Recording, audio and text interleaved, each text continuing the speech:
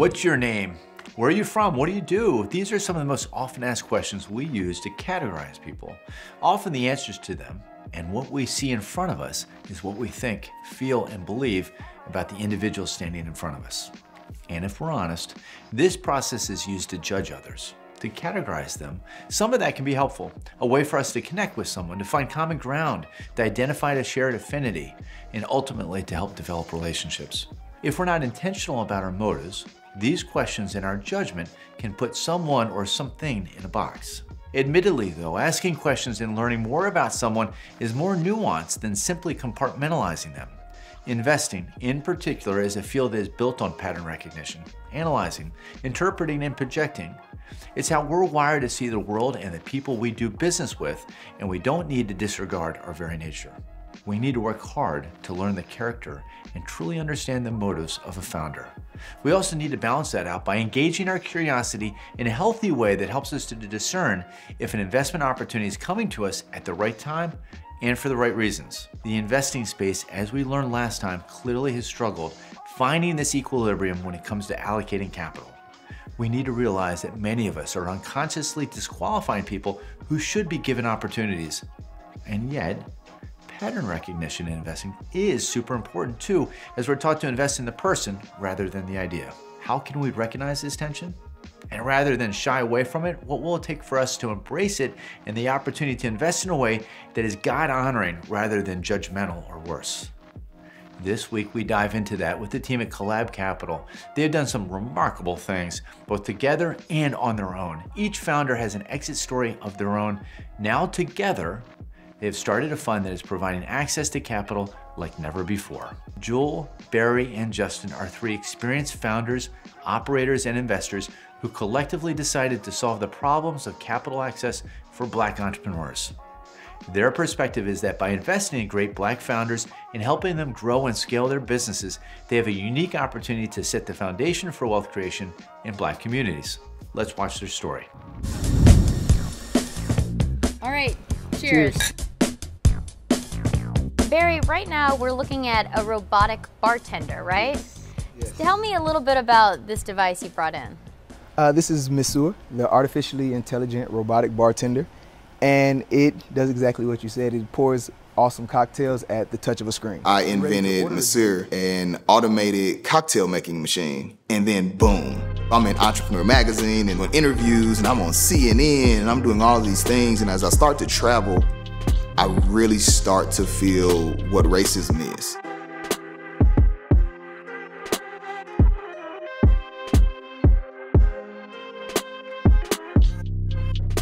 Good afternoon, TechCrunch. I'm here today to talk to you about cocktails. Yes, cocktails. Don't you love them? I went on stage and I launched that on a platform called TechCrunch Disrupt Battlefield. It's an amazing opportunity. You launch in front of tens of thousands of people. And I'm at the highlight of, at that point, of my entrepreneurial career. As we got on stage, we were the only African Americans that were presenting that year. We do a fantastic job. We kill it, standing ovation. We go backstage, we have our machine on a cart and we're rolling it around, we're showing people, investors are coming up to us, and it's me and my Black co-founder and my Black investor. Two security guards come up to us backstage and they say, hey, we would like you to come with us. And we're like, I'm talking to investors, like, we're good. Are we in any danger, right? Like, is something wrong? Like, what's going on? And the security guards look at us and they say 2 book bags were stolen from backstage. The fact that they come up to 3 of maybe 5 Black individuals that were backstage at that time to question us about book bags that were stolen, when we were just the bells of the ball, just got off stage, that was the moment I really start to feel the discrepancies in what it means to be a traditional white male, what they're used to seeing entrepreneur, and anyone else. I began to talk to my peers all over the country, and all the stories were similar. You can see it in people's mannerisms. You can see it in the questions that people ask when you're out fundraising. You can see it in the opportunities that people are given.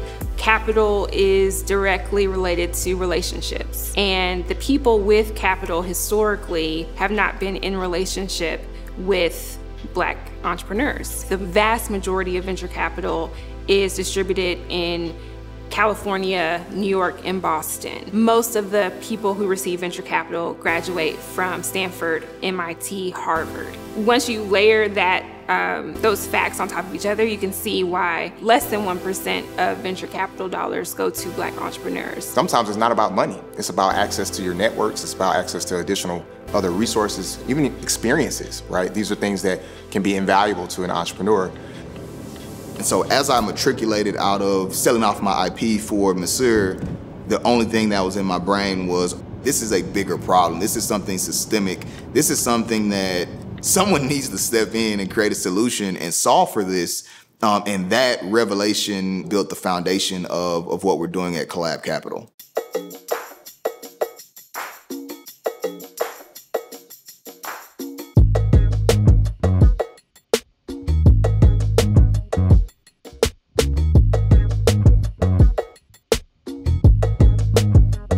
I started my first business while I was in college. You know, I was tired of being a broke college student with no money for dates, and I learned a lot. I learned a lot about myself, how to put together contracts, how to provide service and value. After school, I decided to go into the corporate world. That's what you were told to do, right? It's like, go to school, you go get a job. And I ended up at an email marketing company that was providing resources and technology to these large corporations. I worked there for about 2 years and realized that a lot of small businesses and medium-sized businesses did not have access to this emerging technology. So I left with aspirations of providing that same level of service and quality, but to small and medium-sized businesses. And I started my second agency and continued to work on that for several years. My first real company was called Part Pick, and it came out of my experience working at a parts distribution company and seeing that people were having a difficult time locating products. If you needed to find this part, how would you describe it? Part Pick is visual search for replacement parts. I had several different experiences with investors who could not understand how a Black woman could, one, come up with this idea, two, manage a team around, building the technology out, and three, sell into this industry that was very old, white, male dominated. I made a vow to myself that when I got on the other side of building that company, that I would become an investor, because I didn't want other entrepreneurs who shared any parts of my background to have the experience that I had. We all grew up as entrepreneurs together, and all of us kind of exited our businesses at similar times, and it was right at that time where we were all just really diving into how do we make the world a better place for the next generation of innovative Black founders. Barry really thought about, what does it look like for us to be intentional about getting capital to Black entrepreneurs? And then Justin, he had this idea around a venture studio, and what does it look like for us to get the right technical support and mentorship to entrepreneurs to help them at a very early stage. And my idea was just about, I know that there are so many entrepreneurs that I'm meeting that need more money. We need to get them more money. And honestly, it took us a minute to get to the conclusion that we should raise a fund. We circled around it. We kind of wanted to do different types of structures, but eventually realized that a fund was going to be the best way for us to get capital to the entrepreneurs that we wanted to invest in. And we started out with a goal of $10 million. We were hosting a lot of dinners for high net worth individuals, and we were making some good traction, some good headway. And then the pandemic hit and just wiped out a bunch of wealth, wiped out a bunch of opportunity. Nearly a 10% drop in the Dow in the first minute of trading this Monday morning. Of course, it comes as the coronavirus crisis continued to spread around the globe. Interest rates on U.S. bonds sank to all-time lows today, a sign investors expect the economy to struggle. But I think we all had conviction about what we were doing. And I remember thinking, we are incredibly talented. We know that there are so many entrepreneurs who could use the capital that we already have access to. And so I met with Barry and Justin, told them 10 million was not going to get us to our goals. We decided that we needed to have a bigger fund. But when the pandemic hit, investment kind of dried up, meetings dried up. So we started refining our pitch and what it is that we were building. We stood in our truth, we stood in what we knew that we were supposed to be doing. And when people came back up for air kind of post-COVID, George Floyd was murdered. And people were searching for what can they do for the Black community. At that time, we already had our fund stood up. We had raised about almost $10 million. Many investment companies, many corporations, they laid out all this capital to help the Black community. And a $10 million fund eventually blossomed and became a $50 million fund. We 5x'd our opportunity for impact. The reality is, if there was equitable concentration of capital and access to opportunity in our country, we wouldn't have a situation where there is this gross inequity around who is murdered at the hands of police, or gross inequity around who has access to good paying jobs. And so I think that is part of why we saw capital move, because people know that it has not been easy for Black folks to access it. And that there has to be specific initiatives to right some of the wrongs that we have seen, specifically around access to capital.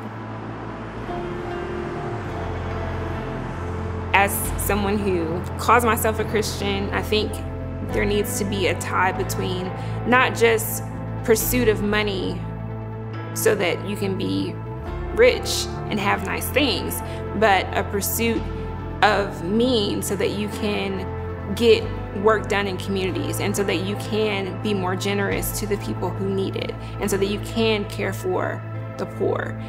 Those are things and principles that I wish we can get back to, because I think that's a powerful place for the church to sit as that center ground for organizing and being sort of at the root of the work that we're doing around justice.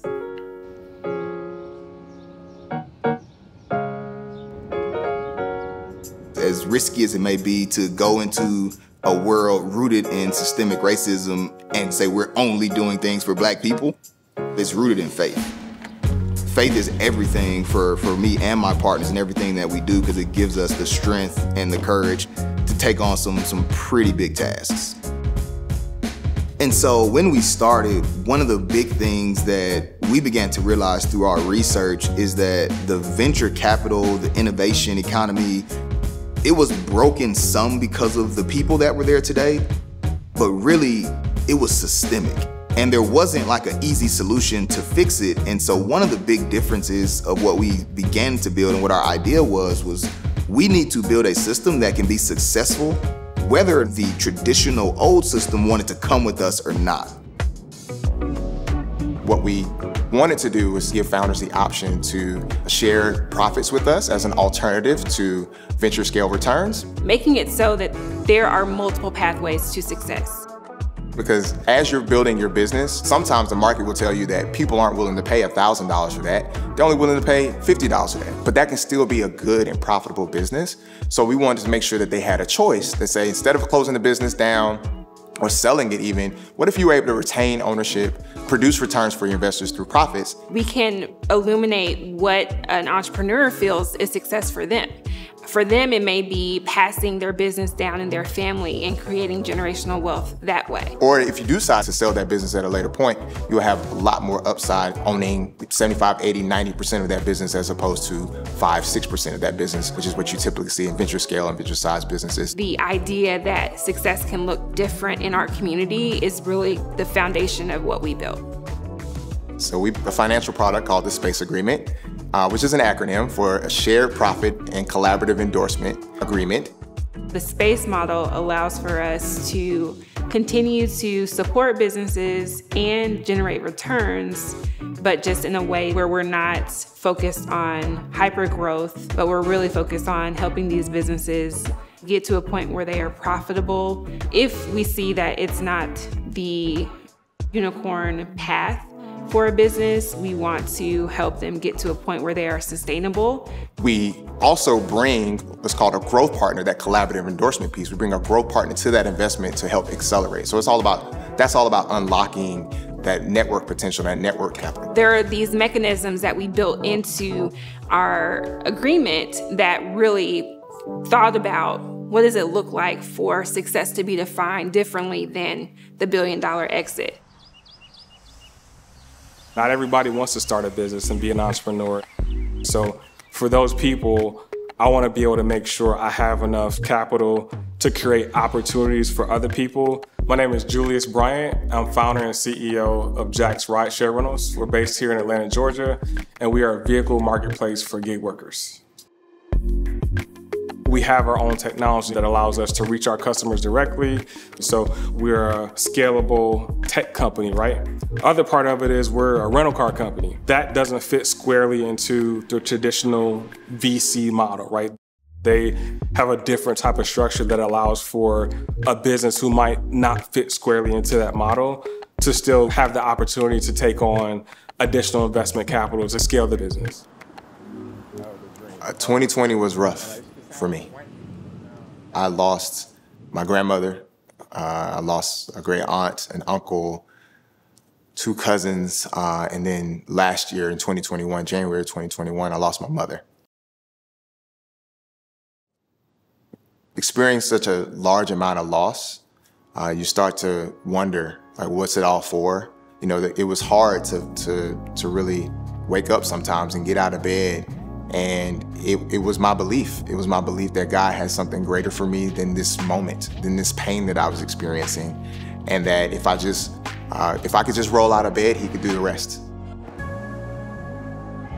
You know, he could order my steps and allow me to tell my story and why this work is important.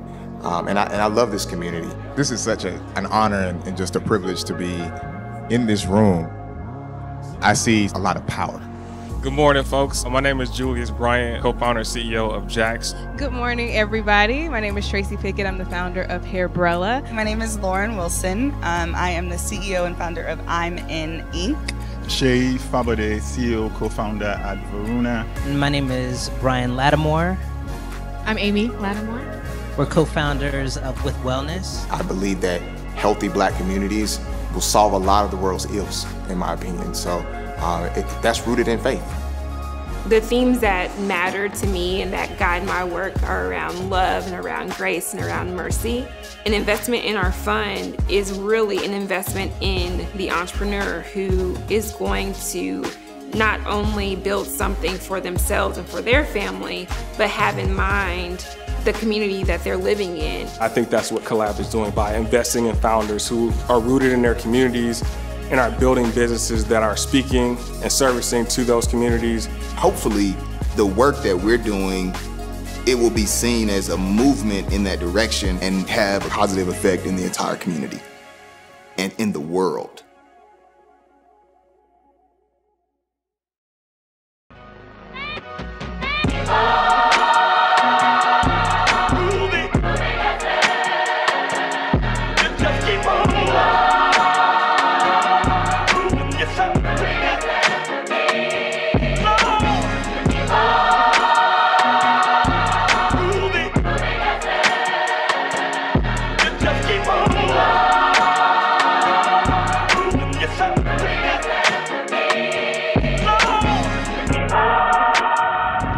It's a tragic and yet painfully powerful story, how at the very apex of an entrepreneurial venture, some of the oldest and most destructive stereotypes rock us to the very core of who we are. It's a reminder that sin lurks in every corner of the world around us. But as faith-driven investors, we can rise above by actively investing in the hope for a better tomorrow in and through Christ. And it gives us great hope to see people propelled beyond hurt to change a system that is broken. We're watching as investors come together to leverage their shared experience to make generational change and an eternal impact. We need to challenge each other to see the blind spots we might otherwise not see in the way that we unwittingly might be acting on entrenched stereotypes. Challenging the status quo can transform our industry, and it can make a better world for the generations yet to come. Individual deals are exciting to see, but one of the things that encourages us most is to witness fund managers rising up with an investment that transcends the stereotypes that lead to judgment and lack of opportunity. Funds have the advantage of highlighting an issue and a calling while decreasing some of the risk that might be in a direct deal. On the Faith-Driven Investor website, you can find a list of some fund managers who provide capital and are looking to help underserved entrepreneurs. Funds that invest in underprivileged or disadvantaged segments of society are often in funds where minimum investments, liquidity, and hold times vary, so you want to be sure to consult your advisor as to what investments make the most sense for you. Another opportunity is to connect and partner with like-minded faith-driven investors who share a passion to overcome and even eliminate the stereotypes they face and built-in barriers that need to be torn down, sharpening each other through content, conversation, and diving into a community of like-minded investors that might deploy capital to solve these problems. If you're not currently connected to a group of peers and fellow believers, go to faithdriveninvestor.org to find one that fits the places where God has called you to. We'll see you next time.